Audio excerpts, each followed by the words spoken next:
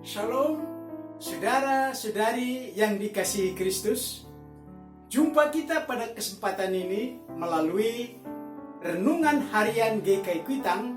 Hari ini Senin 15 November 2021 bersama saya Pendeta Emeritus Arti Sendiri. Bahan firman Tuhan yang kita renungkan terambil dari Markus pasal 9 ayat 38 sampai 40. Saya bacakan untuk kita demikian firman Tuhan ini. Markus 9 ayat 38 sampai 40. Kata Yohanes kepada Yesus, "Guru, kami lihat seorang yang bukan pengikut kita mengusir setan demi namamu. Lalu kami cegah orang itu karena ia bukan pengikut kita." Tetapi kata Yesus, "Jangan kamu cegah dia, sebab tidak seorang pun yang telah mengadakan mujizat demi namaku dapat seketika itu juga mengumpat aku. Barang siapa tidak melawan kita, ia ada di pihak kita."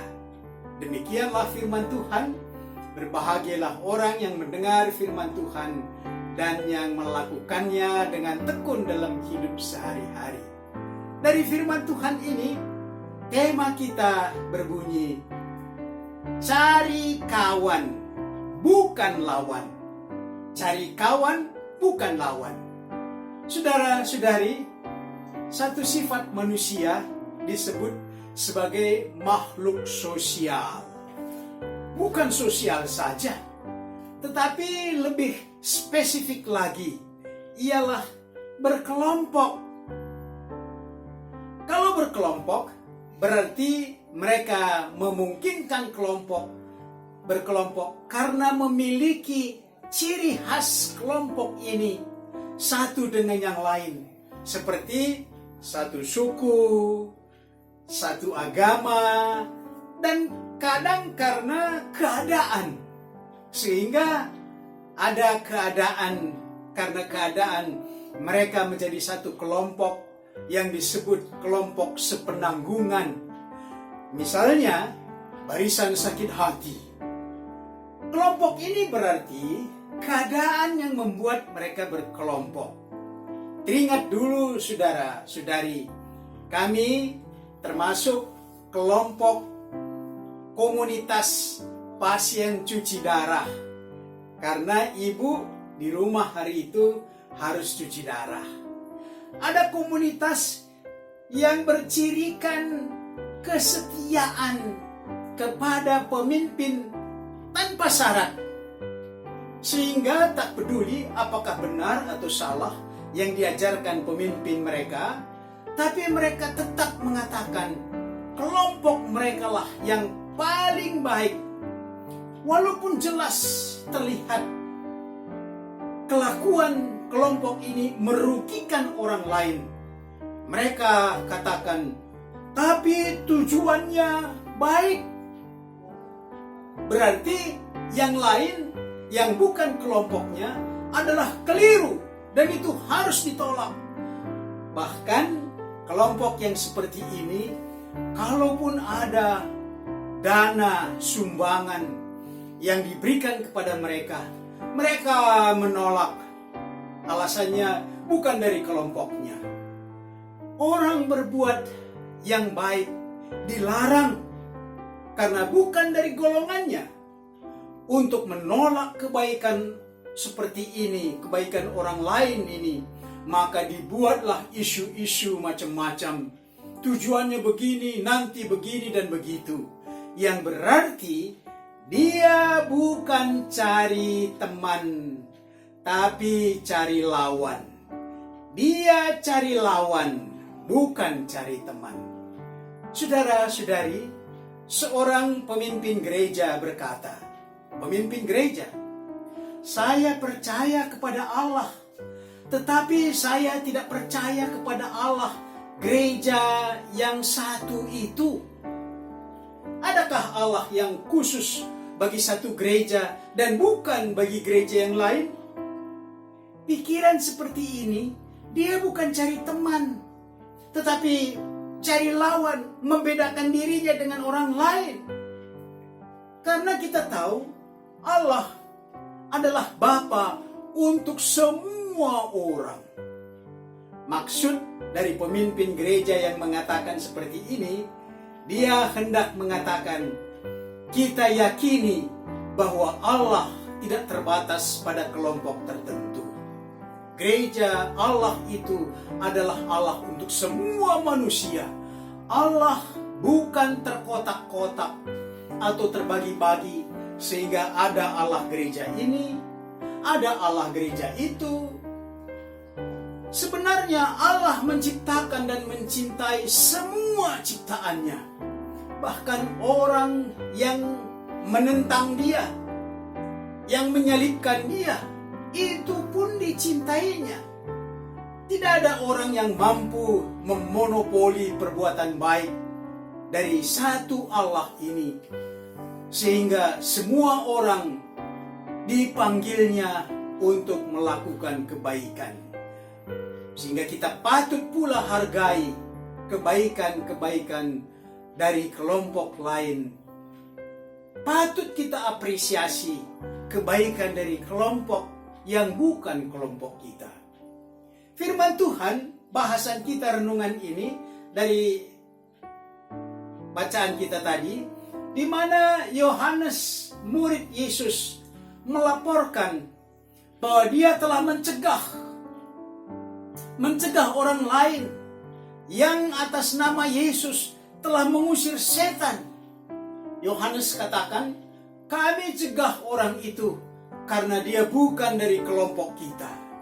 Tetapi apa jawab Yesus? Yesus menjawab, jangan cegah dia, karena dia berbuat baik menurut kehendak Allah. Mengapa dicegah walaupun bukan dari kelompok kita, sedangkan yang dilakukannya seturut dengan pekerjaan Allah? Berarti dari pernyataan Tuhan Yesus ini, Roh Allah telah bekerja memampukan setiap orang, memberikan hikmat kepada setiap orang melakukan kehendaknya, melakukan pekerjaan Allah. Demikian Yesus menyadarkan murid-murid Yohanes dengan teman-teman bahwa mereka ini tidak lebih baik dari orang yang mengusir setan di kelompok itu. Dia tidak mampu mengusir setan kalau bukan Roh Allah bekerja di dalam dia. Teguran Yesus kepada Yohanes ini menyadarkan kita juga supaya kita tidak merasa lebih saleh, lebih suci, lebih pantas dibandingkan dengan kelompok lain. Inilah yang mau dikoreksi oleh Yesus, mental yang merasa lebih suci dirinya.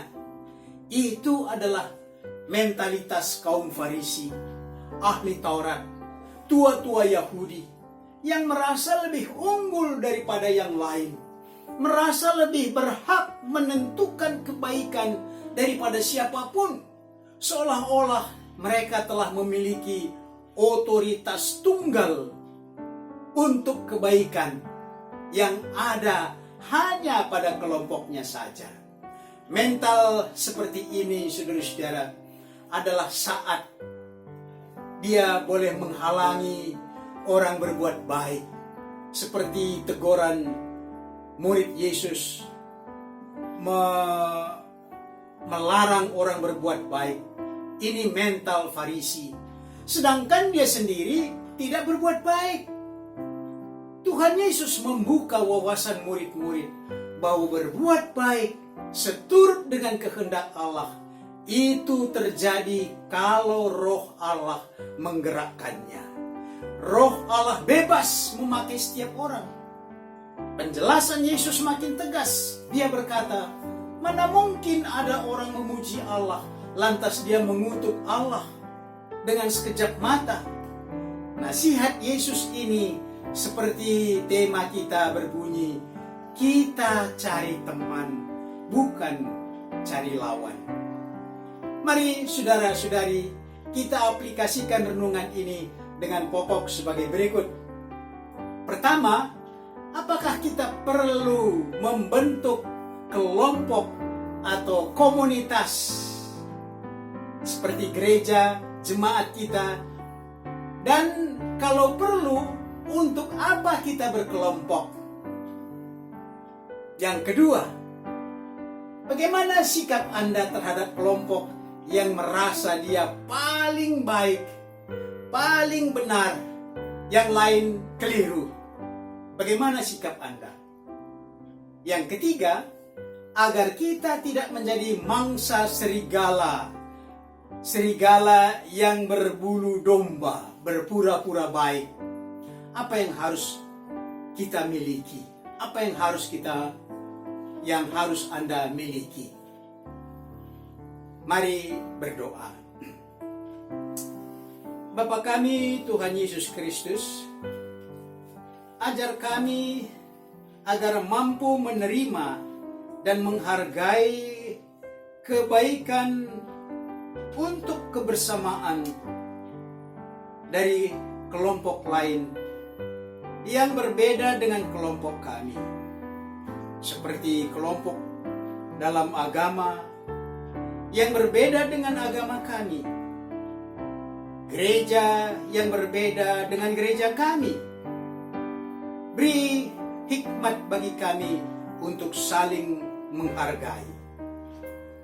Karuniakan kesempatan agar kami berbuat baik untuk kesejahteraan bersama dengan kelompok lain, dengan agama lain, dengan gereja lain.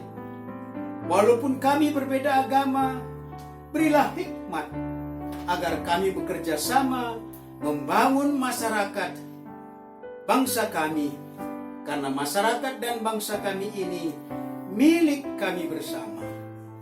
Inilah doa kami, ya Bapa, dalam nama Yesus Kristus Tuhan. Amin.